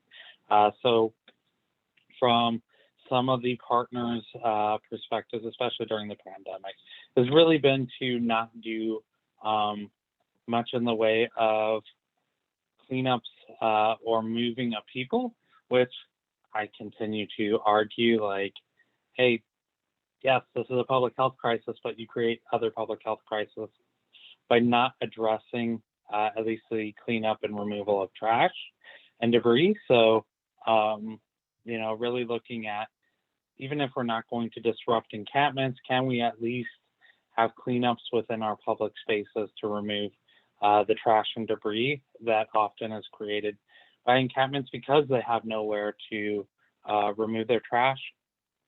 We do have an interjurisdictional collaborative that meets on a bi-monthly basis.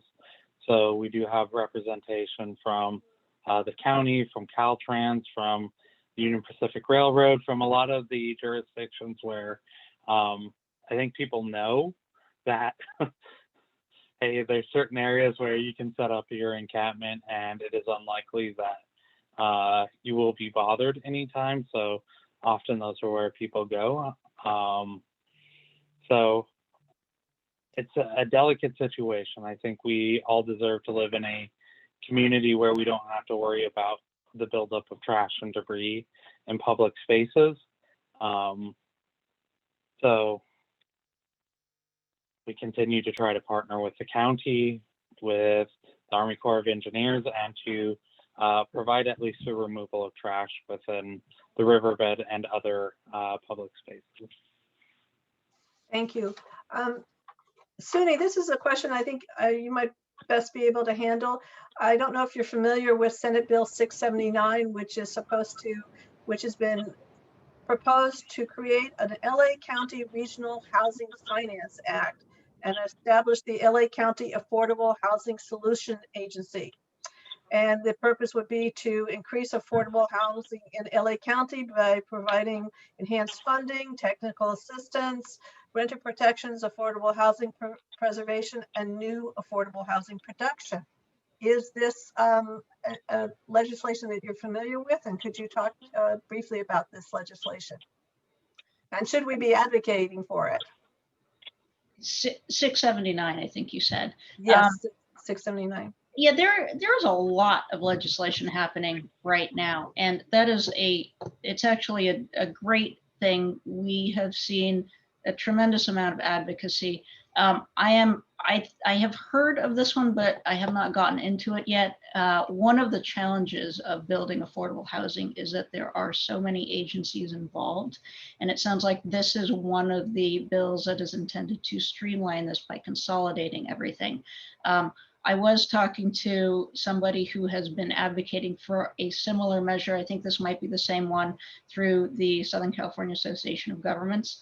But we're seeing this both at the state level, where they're trying to consolidate the state funding sources through what is called a SuperNOFA, a notice of funding availability. We've seen that through some of our other funding sources at the county. So this is consistent with the trend that we've been seeing. And if that is the intention, then I think, we'd have to get into the details of it. But at first blush, anything that we can do to streamline that process would be great, because it means that you get better coordination, and there's a possibility of maybe tightening up that 5-year timeline that I showed you in my presentation, so that we can get more housing out faster. Thank you. I have one last question for all of our speakers, and I want to thank everyone for the challenging questions they put in the chat. If you did not receive an answer to your question, we will make sure that we follow up with the speakers, and I want to thank you again for those questions. The last question is, long-term, do you think it's possible, and this is a loaded question, for either the city, state, or even our country to make housing a codified basic human right? Thank you. Addie, we'll start with you. It's a very important question for sure, and one that I think that I'm sure all the panelists here today could spend easily another panel discussion talking about. But I think that at least I went to a national conference that I'm not sure if the other panelists also went to, held by National Alliance to End Homelessness, where they were talking about the incoming funds and sort of the progress that we're seeing coming from this new recent, from the Biden administration in terms of housing and new housing programs that are going to be coming online. And there's a lot of talk about a lot of vouchers coming online, and a lot of new funding for those vouchers to be made accessible. And there's a lot of talk about how that making those vouchers widely accessible so that people who qualify for a Section 8 housing voucher can receive that. There's a lot of talk about how that step is really crucial in really making sure that in treating housing as a human right. So I would say that it is possible. I don't have an exact timeline in my head because I'm certainly not an expert in this. But that is some of the talk that's going on in the housing world is suggesting that having these needs met for people could help us take some steps there. Julie, do you have a comment?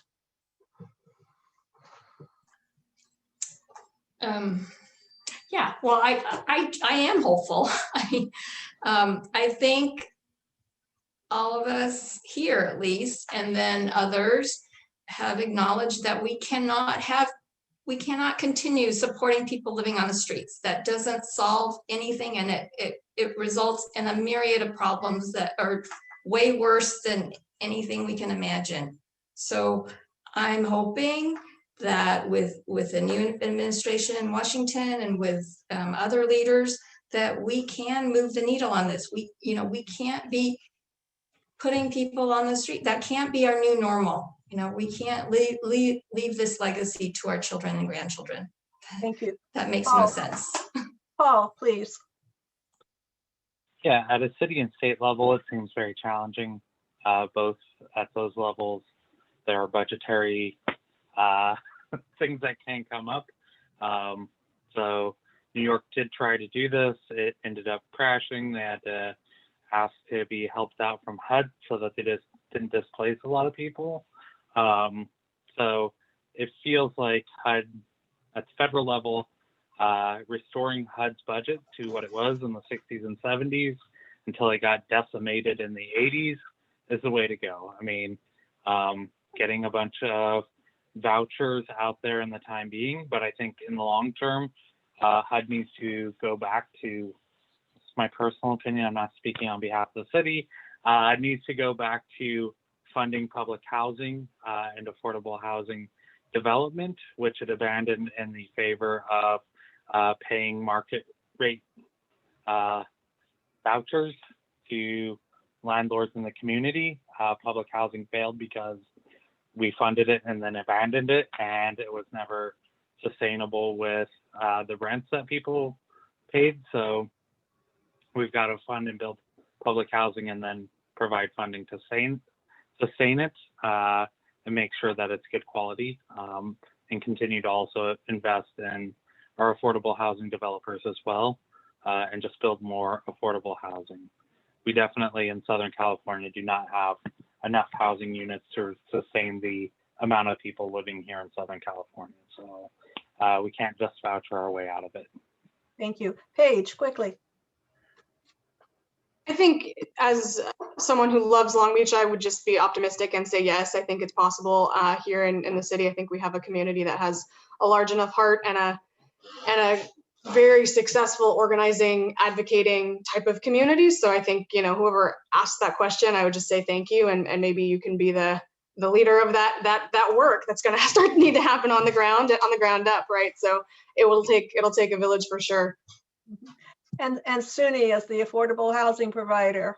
I think it's a lofty aspiration, but I'll say the thing that needs to happen is that these kinds of meetings have to keep occurring. It has to be part of the conversation before you can even dream about solving it.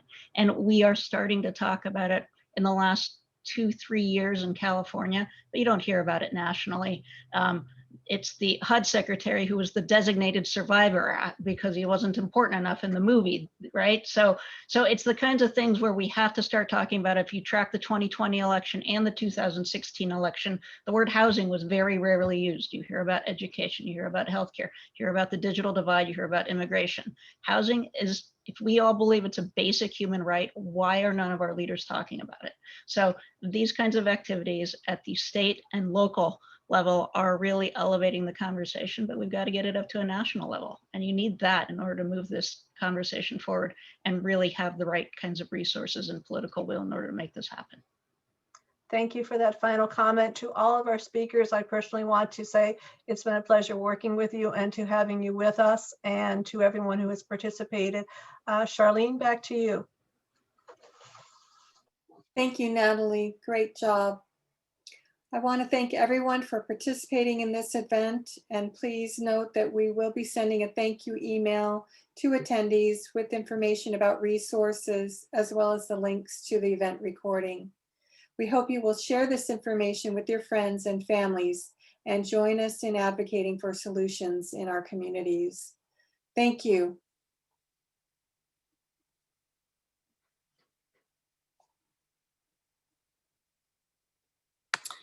I wanted to add my thanks to the speakers. It was an incredible afternoon, and you all shared an amazing amount of important and very insightful information, I think. We learned a lot about the breadth of the problem, both in Long Beach and in Orange County. And you also had a lot of suggestions about what we can do to help. So we also wanted to ask for the audience's support of our work at NCJW and League of Women Voters and all the organizations that were represented here. We have put links for donations in the chat box, and we would appreciate that very much. Really, I feel like I'm gonna have to go back and rewatch some of the video as well, because there was just so much information that you all provided. So many thanks again, it was terrific. And now I want to shift gears a little and just spend a few moments. I know the time is going on 2 hours. Spend a few moments to talk about some upcoming virtual events that both of our organizations have. So here we go.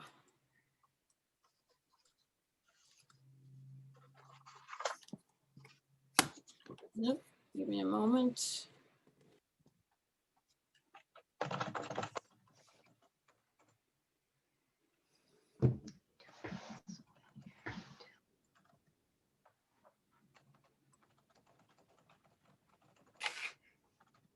Okay, so this Thursday, we have an NCJW movie night discussion. And the movie that we're going to be discussing is Suffragette. People can watch at their convenience and come join us for our lively discussion. What was interesting about this film is it was the first feature film to be shot in the Houses of Parliament in 2014, which I thought was an interesting little fact. On Saturday morning from 9:30 to 12:30, the League of Women Voters in LA County is hosting their 59th annual convention. And the keynote speaker is going to be Holly Mitchell. Now, she is a supervisor of the 2nd District in LA County, and she previously served both in the State Assembly and in the State Senate, where she authored and passed over 90 laws. Many of her bills have focused on expanding healthcare access, addressing systemic racism, and criminal justice reform. NCJW is going to continue our 75th anniversary celebration on Sunday, April 25th, with an event that's going to honor 3 generations of the Mannheim family. So the matriarch of the family is Sylvia Mannheim, who's been a longtime member of NCJW. And if you recognize the name, her daughter is Cameron Mannheim, who is a well-known actress who's won, various awards for her acting. And so that could be a fun event. And then I wanted to talk for a couple of minutes about our domestic violence speaker panel that's coming up in May. We will have 3 speakers at that panel, and we will hear from them about how to recognize domestic violence, what to watch out for, and how to help. Judge Jacqueline Lewis is going to speak. She runs the domestic violence court in West Covina, and she's going to talk to us about what legally constitutes domestic violence and how restraining orders work. Deidre King is at Jewish Family and Children's Services as a community-based services coordinator.